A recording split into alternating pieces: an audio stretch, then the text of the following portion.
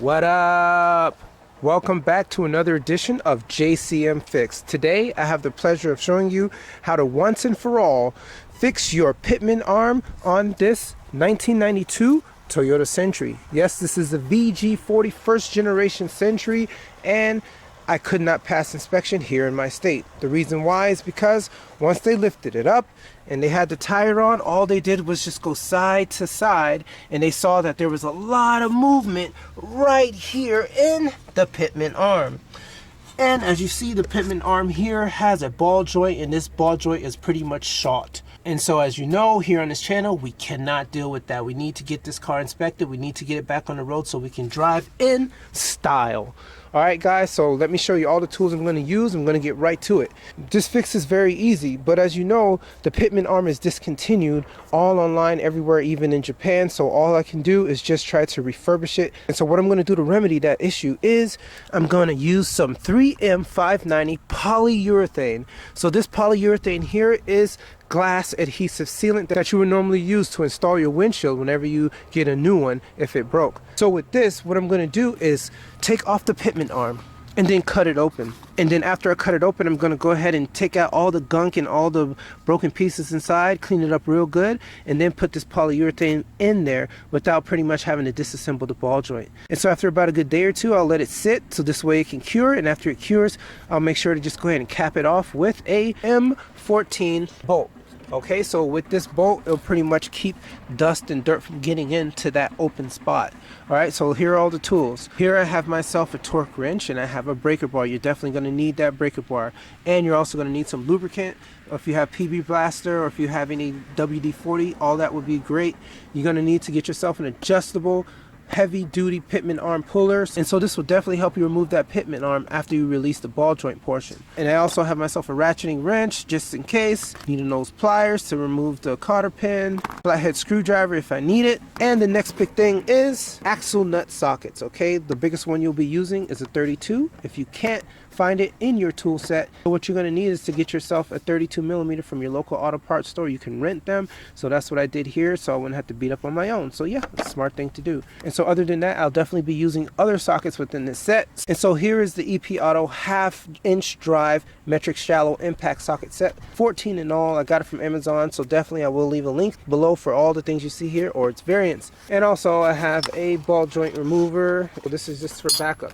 And at the same time, I have myself a 110 piece tap and die set. So you're going to need this set because you're going to need that M14 to just go ahead and like tap in and make some threads so you can get this in there. I won't be using all of this. I'll definitely will cut this down to size, but this is pretty much how it looks. Alright, so enough with the talking. Let's go ahead and go underneath, and I'll put the car to ride height so I can remove that cotter pin, and then I can go ahead and remove that Pitman arm. Okay, let's do it. To simulate ride height, I'll just go ahead and pump it at least 5 times.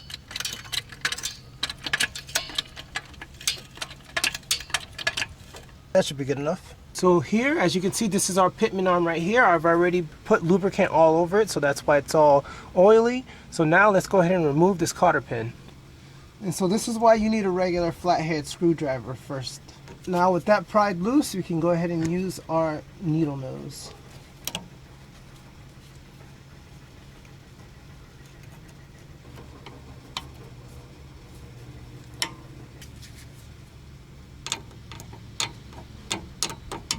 And then we can go ahead and remove it. There we go. Now the cotter pin is removed. Okay, this here will be 19mm. And if you don't have enough space, just use an extension. Lefty loosey, righty tighty. Easy. And then you can finish it off with your DeWalt. Super easy. And so you can see here, look at all this play. Look at that. Not good at all. Super loose. So let's leave this portion connected for now. Now we're going to migrate over to the Big Daddy. Right here, this is 32mm. We want some stability, so we're going to leave that other portion connected. Let's get our breaker bar. Alright, you're going to need to put your back into this one. Ah, there we go. Woo! It was strong, but as long as you have a long cheater bar, you're good. So now that that's broken, we can use our DeWalt impact wrench. Okay, so here's the lock washer and then our nut. All right, so make sure these go back on just like how you removed it. Okay, so now here's a very important step. Whenever you reinstall this, you want to put it back exactly the way you took it off. Okay, so you're gonna need to make some marks. Okay, so underneath, I guess I can make a mark right here. Pretty much, there's already a mark right there anyways, but you want it to be in line with this right here.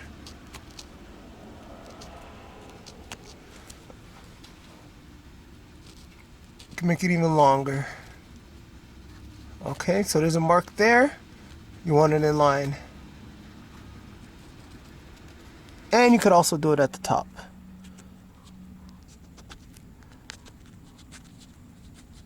And so now let's hit it with some more lubricating fluid.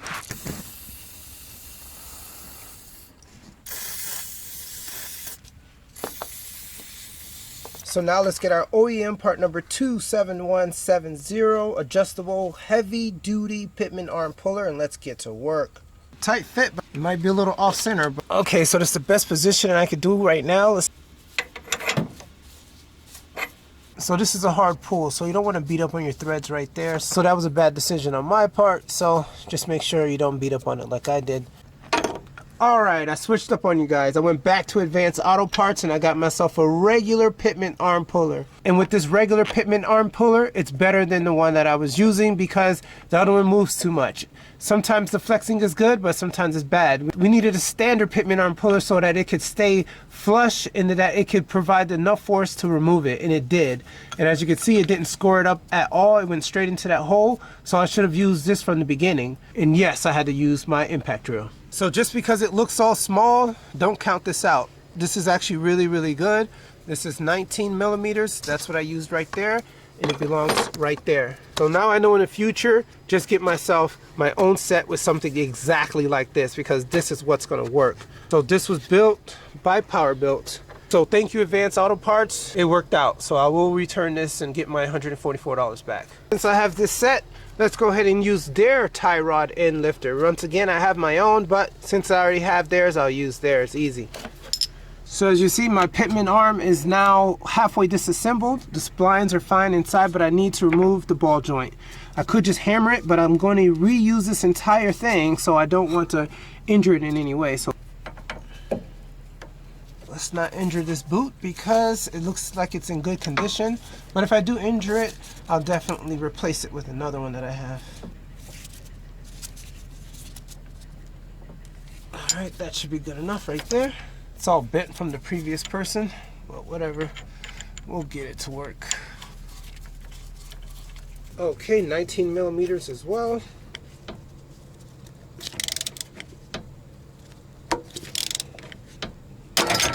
There you go. Got it. Now let's look at the condition of our Pitman arm. So as we can see, the boot actually looks pretty good. But I have replacement boots if it's not good overall. But overall, it's alright. So I might reuse it. So as you can see, there's a whole lot of play. So it's time to go ahead and refurbish this bad boy. Oh yeah. Alright, let's go ahead and remove this boot. In order to do this, what we're going to do is get like a pick tool and kind of lift up on this metal right here. Okay, so once you lift up on it like that, what we need to do is get a zip tie. Zip it up and put it right underneath it. Just like this. Remove our pick tool, and then we can use our zip tie to go around in a circle. Just lifts it up. An upward motion. Okay, make room for the second level, like this, and go around, like this. And then, boom! Now look at all that trash. Look at that. And now look how loose this is. My goodness, there's essentially nothing in there. It's like, what was holding this together? It's like nothing. It's completely done. It's like, what was in there from the beginning? It's almost like clay, putty, sand. It's like, really, was this holding it up? Just done. Look at this trash. Alright, so what I'm going to do is just now go ahead and drill through here to try to open this up and then clean out all this gunk, okay? And then from there, we'll go ahead and fill it with some polyurethane. Let's get this off.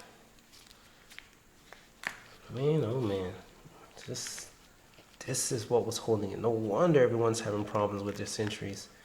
This is nothing. It's like sand. That polyurethane would probably definitely be way more stronger than this. Look at this junk. Good thing is my boot is still in good condition, so I really don't need to replace this at all. Didn't split. I'll clean this up later. Alright, so after cleaning it up a bit, babe! He's on my back! He's on my back! Don't touch! Do you still need it? You can take it. Yeah. Alright, so after cleaning this up a bit, you know, pretty much you can go like this over and over and then a lot of the compound would just come out.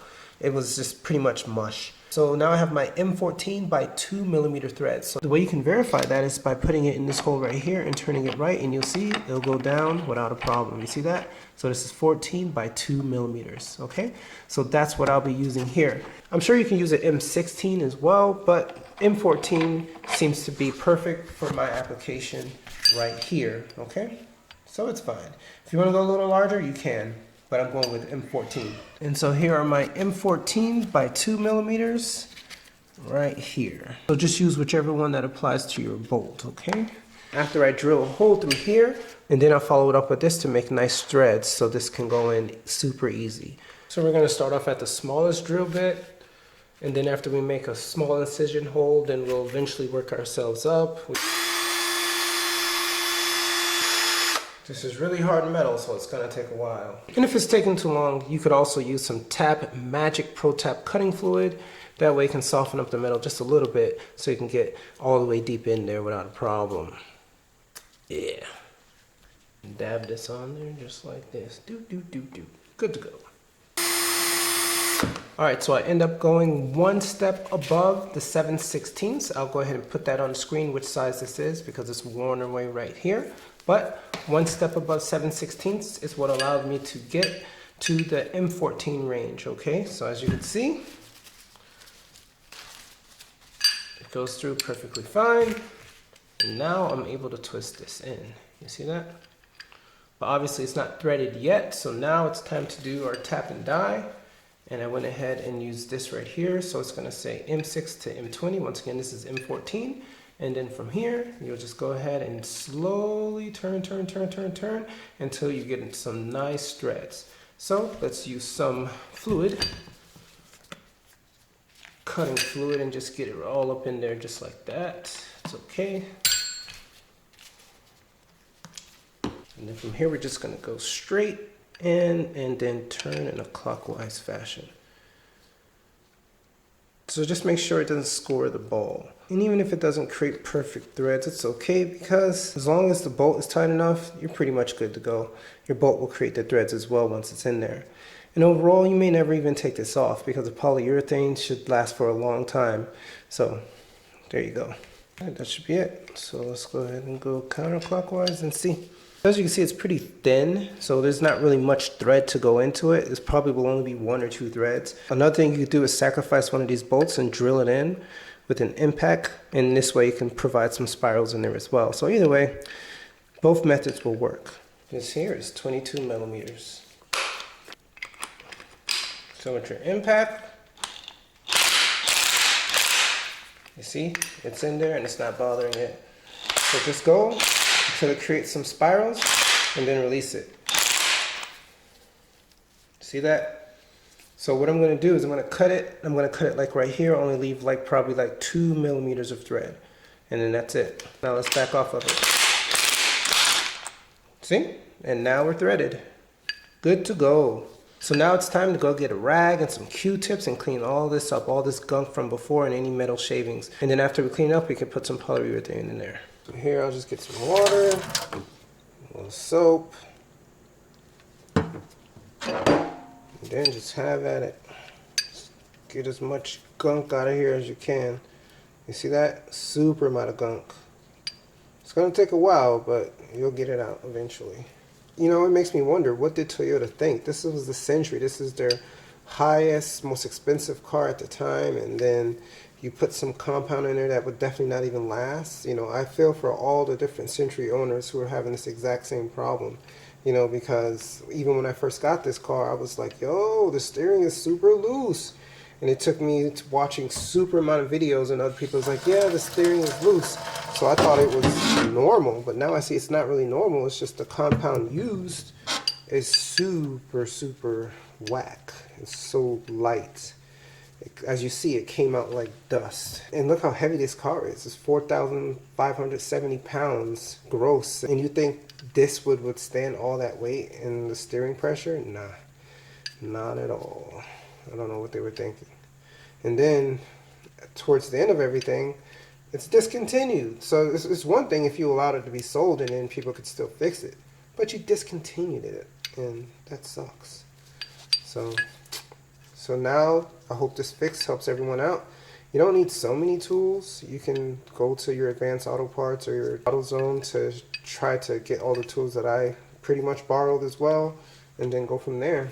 You know, so I'm sure everyone pretty much has the drill bits and things like that, like I do. If not, the link is in the description below for everything that I use or its particular variants, as I always say. Alright, so let me finish up with cleaning this, and then we can go ahead and put some polyurethane, PU, up in this bad boy. Alright, now it is cleaned and it is 100% spick and span. There's no more sediments in there at all. I use Q-tips, I use picks, I use paper towels, everything. Just a little soap and water, got it all out of there. I didn't use any acetone, but it's good enough. Now let's go to our 3M 590. The short A grade is 60 to 65, so this should be super strong. And overall, any type of PU is better than what was in there at that time because it was super loose. So let's go ahead and rejuvenate this bad boy.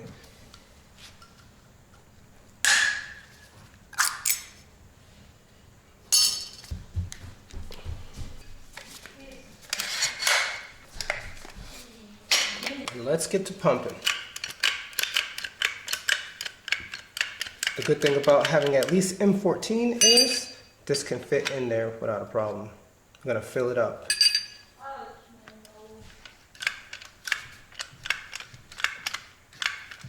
So just keep on going until it just overflows, and then try to pat it down and just keep going more and more and more. Then we're going to let this sit. We're going to put a tape over it. I'm going to let it sit for at least 24 hours, but I'm not confident in 24, so I'll let it sit for at least 48. Alright, down to the home stretch. I pretty much filled it up as much as I could. I'm just going to keep going. And then once you just can't go anymore and you've already kind of pressed it in with your thumb as much as you can, then you're pretty much done. It's already getting harder, as you can see. So hopefully after a day or two it'll get super hard to where it doesn't move and provide a little bit more stability when I'm steering. So as you can see, it's coming out on the sides. It's getting there. It's pretty much done.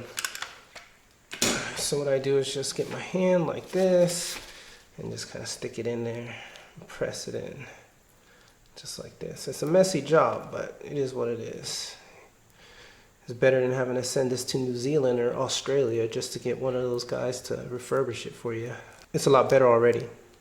Alright, so what I'm going to do is just go ahead and put some tape over it. You could put the bolt over it if you'd like, but I'll just put the tape, and then we'll come back in a couple days. I'll leave it inside the house and hopefully it dries up. Alright, let's just get some duct tape. Put it on the other side. Just go ahead and cover it up and leave it like this for a couple days. Make sure this doesn't move. Make sure it stays stable.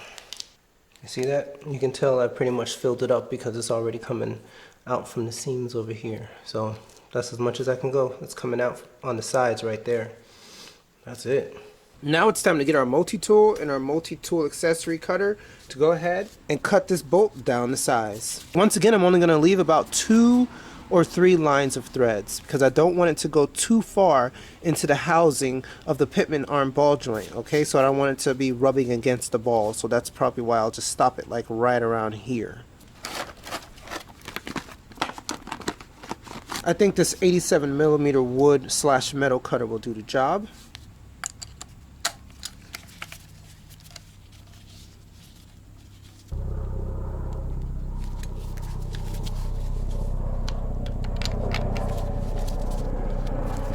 Here I have my trusty Husky pipe wrench. I don't have a vice grip, so this will be my vice. And as always, safety first. Make sure there's no spiders in there.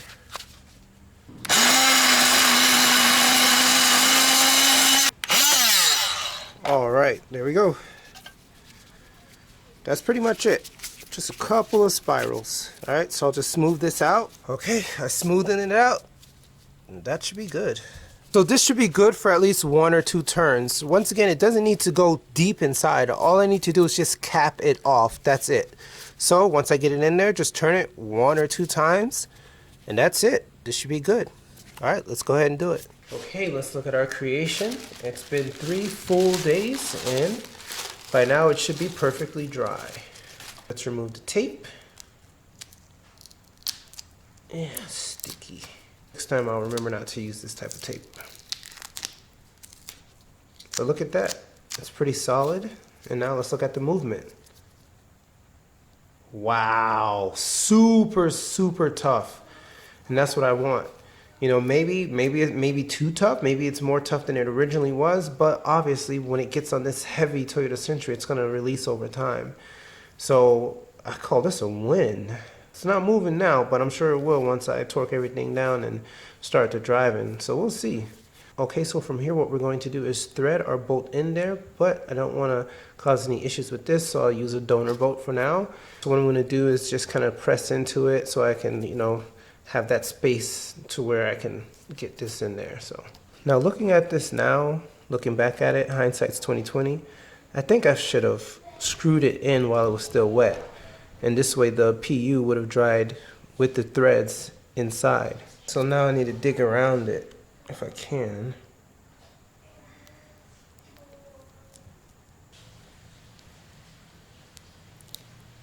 Okay, that seems good enough. Just thread it in there. Perfect. Let's see. Still strong. We're good. As you can see, it already is in there. So if you fear that it's going to go down too much, just get yourself some washers and just go ahead and like close up that gap. So I'll do that. Because all I want to do is just cap it.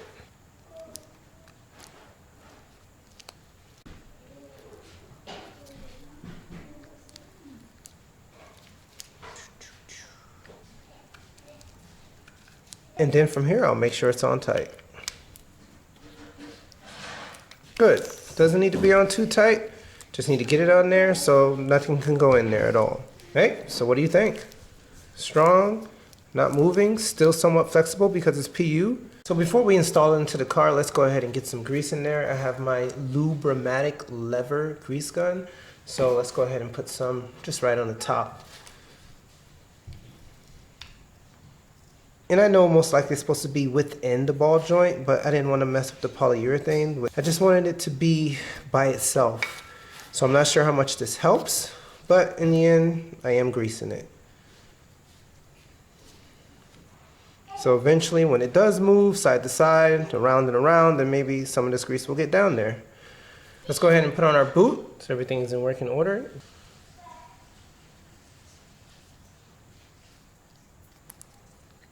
And what I will also do, I will also put some grease right into here. Alright, so just go ahead and turn it around a couple of times and we're good. It's greased. Now let's put our clip back on.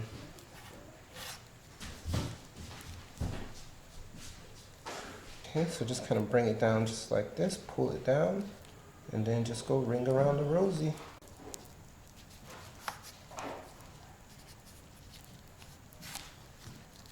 Gotta pull it in downward motion. There we go. That should be good enough. Super easy. Alright, so that's going to keep the grease from coming out.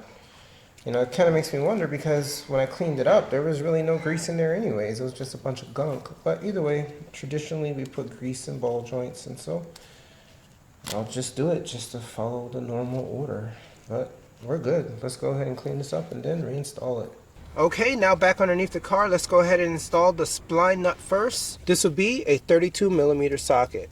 I won't torque it down yet because I want to make sure I install both sides first and then jack it up to ride height. And once I jack everything up to ride height, then I'll torque it all down. Now it's time to connect the Pitman arm to the cross shaft. What you want to do is look at these markings right here. You'll see there's markings there and there. That needs to align to the Pitman arm right here and right here. So go ahead and line it up and push it up there.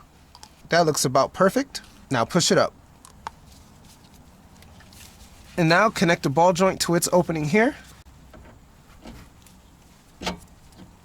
Now let's get the castle nut and put it in place. We're not going to torque it down just yet. We're just putting it here so the Pitman arm doesn't fall on our face. Okay, so that's good for now. Back to the cross shaft section. Don't forget this locking washer here. Put it right up there. And now let's get our nut. Now let's tighten it up. This will be 32 millimeters. I want to use a manual ratchet so I can make sure it goes on evenly.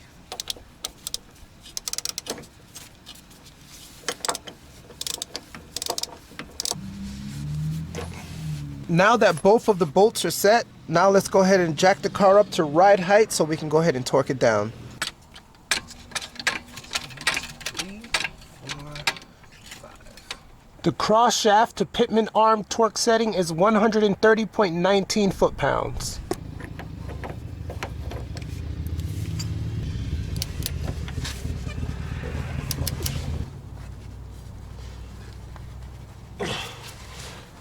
There we go. Woo! One more time. There we go. Properly torqued, baby. Now on to our castle nut. Now this will be 19 millimeters. The torque specs for the castle nut for the Pitman arm is 66.54 foot-pounds.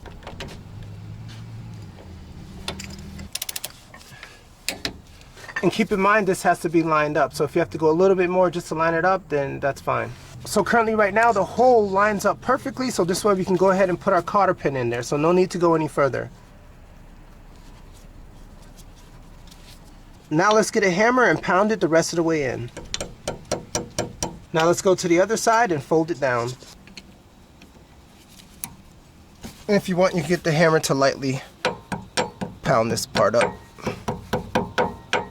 And now let's reinstall our wheels. Now that I have the car suspended in the air with both wheels off the ground, let's go ahead and check the movement of the Pitman arm. So as I go underneath, take a look at the Pitman arm right here. I'm going to put my hands on 3 and 9 and I'm going to rock it back and forth. So see if the Pitman arm moves. Because when it was at the mechanic during the inspection, it was moving so easily. It was crazy. So now 3 o'clock and 9 o'clock. Let's see. All right, it's not moving anymore. And so you can see here, look at all this play. Look at that. Not good at all. Super loose. Let's see. Yes, you see movement on the pinion, but there's no movement in the ball joint because it is solid right now with the PU polyurethane. I'll do it again. You see that? It's no longer moving. So I call that a success. So let me know, guys. So after this, after I put the car down, I'm going to take it for a drive and I'm going to let you know how it feels in the steering, because when I first got this car, it was super light and nimble and I always wondered if there was something wrong with it. So let's take a drive. So now I'm in the Century and now I'm feeling how it feels with the pretty much new Pitman arm. You know, I definitely feel like I put enough PU in there to make it super strong. So overall, I can say that the steering is still a little light. Most likely that's probably because all the other bushings and all the other suspension products are essentially worn from being over 32 years old. So obviously it won't be super tight, but I can definitely say that as I'm driving and my hand being on the wheel, I can definitely feel like it's just a little bit more responsive. Like as soon as I pretty much turn a left or a right, it pretty much goes with me without kind of lofting and being somewhat of a boaty feel. So it does make a difference. So definitely for those who are willing to do this procedure, I would state, go ahead and do an alignment to make sure you're grounded and make sure you're, you know, even on the road. So for me, definitely I'll do that. I'll get an alignment soon. But other than that, I'm pretty much good to go ahead and bring it back to the inspection shop and get this bad boy back on the road. So overall, I want to go ahead and give a special shout out to Corey McGill on Facebook. He definitely helped me out and gave me the idea to go ahead and take my Pitman arm off and put the PU in there and pretty much give it a fresh restart on that Pitman arm without having to send it to New Zealand or Australia or any other place that would pretty much do a refurbishment on that Pitman arm. So thank you, Corey McGill, for the idea, and I will say it's working great, and this is a win. Let me know within the comment section if you think you can do it. Overall, all the links of all the materials that I use will be in the description below, so let me know if it works for you. All right, guys, have a blessed day.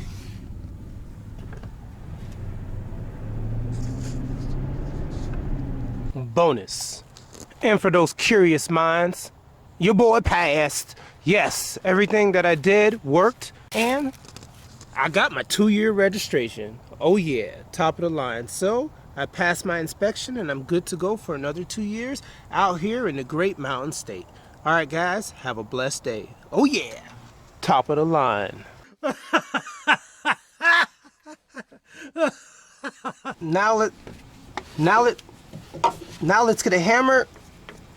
Now let's get a hammer and pound it the rest of the. Now let's get a hammer and pound it the rest of the way in. So now I need to dig around it if I can.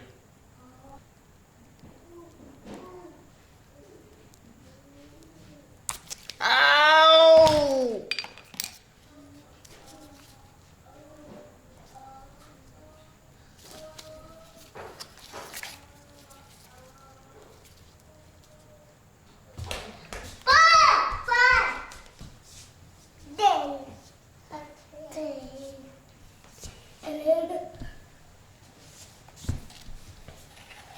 Five, six.